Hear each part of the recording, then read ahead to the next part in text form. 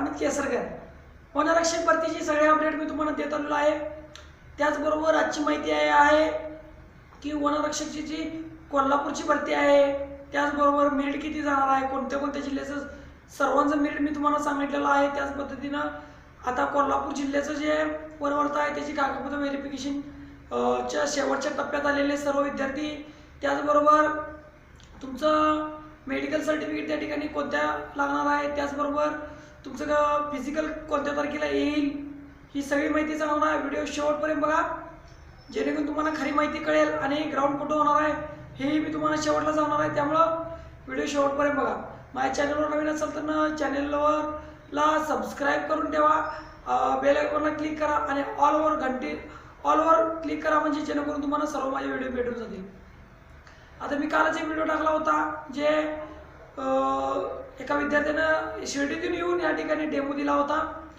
त्याचबरोबर आता अनेक विद्यार्थ्यांची मनात शंका आहे बाबा खरं आपण त्या ठिकाणी डेमो देऊ की न देऊ. मित्रांनो लक्ष द्या, आपल्याकडे 20 ते 25 दिवस अजून शिल्लक आहेत. त्यामुळे एकदा डेमो दिला की तुम्हाला कळेल तुमचं प्रॅक्टिस काय आहे किंवा तुमची फिजिकल कोणत्या प्रकारे चालू आहे. कारण त्या रोडला धावण्यात आणि आपण ज्या ग्राउंडवर करतो त्या ग्राउंडवर धावण्यात खूप फरक असतो. त्यामुळं एकदा तुम्ही पर्सनली येऊन डेमो देऊन जाऊ शकता. हा झाला डेमोचा विषय. फिजिकल कधी होईल तर मित्रांनो लक्ष द्या, कारण की आता 13 फेब्रुवारीपर्यंत आपलं डॉक्युमेंट व्हेरिफिकेशन होणार आहे, बरोबर आहे. तर 13 तारखेपर्यंतची मुदत जी दिलेली आहे मित्रांनो, ती मुदत फक्त डॉक्युमेंट व्हेरिफिकेशनसाठी असणार आहे. त्याच्यानंतर एक 4 ते 5 दिवस किंवा 6 दिवस लईतले एक आठवडा, ह्याच्यापेक्षा जास्त दिवस जाणार नाहीत. ज्या विद्यार्थ्याला चांगले गुण आहेत त्या विद्यार्थ्यांचा पहिला फिजिकल होईल. त्याच्यानंतर हळूहळू तुमचं जी सिरियल नंबर आहे त्या सिरियल नंबरवर तुमचा चेस नंबर असेल, त्याचप्रमाणे तुमचं रनिंग होईल आणि रनिंग होत असताना तुमची चिप असणार आहे मित्रांनो. आता रनिंग कोणत्या प्रकारे होणार आहे तर मित्रांनो रनिंग जे होणार आहे ते पहिल्या सकाळच्या सत्रात एक होईल आणि रात्री दुपारच्या सत्रात जरा रेस्ट दिली जाईल. त्याच्यानंतर माझ्या अंदाजे मित्रांनो संध्याकाळी म्हणजे 3 नंतर म्हणजे सकाळी 5:30चा एक बॅच सुटेल, 6:30चा एक सुटेल, 7:30, 8:30, 9:30, 10:30. 10:30चा बॅच संपल्यानंतर तिथनं पुढं 3, 3:30चा एक बॅच सुटेल, 4चा एक बॅच सुटेल, 5चा एक बॅच सुटेल, 6चा एक बॅच सुटेल. असे बॅचेस असणार आहेत.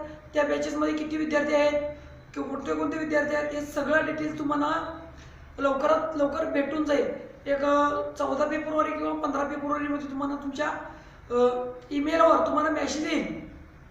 त्याच्यानंतर तुमची फिजिकलची जी डेट आहे ती तुम्हाला समजून जाईल. फिजिकलची डेट समजल्यानंतर मित्रांनो त्या ठिकाणी तुमचं फिजिकल होणार आहे ते लक्ष्मी टेकडी म्हणजेच कागल MIDC रोड लक्ष्मी टेकडी या ठिकाणी तुमचं ग्राउंड होणार आहे.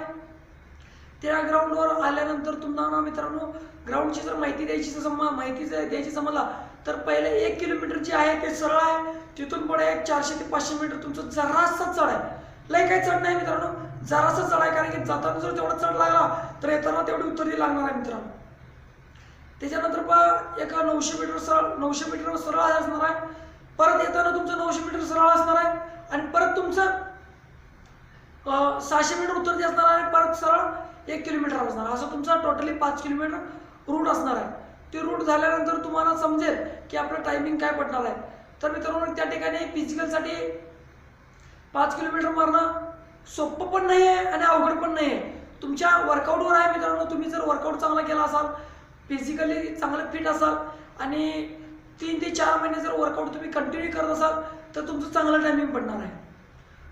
चला मित्रांनो, त्याचबरोबर तुमचं जे डॉक्युमेंट व्हेरिफिकेशन होणार आहे, जे वैद्यकीय अधिकाऱ्याचं सर्टिफिकेट व्हेरिफिकेशन होणार ते त्या ठिकाणी म्हणजे जिथं फिजिकल होणार आहे त्या ठिकाणी तुमचं ते चेक करून तुम्हाला त्या ठिकाणी फिजिकलला घेण्यात येईल.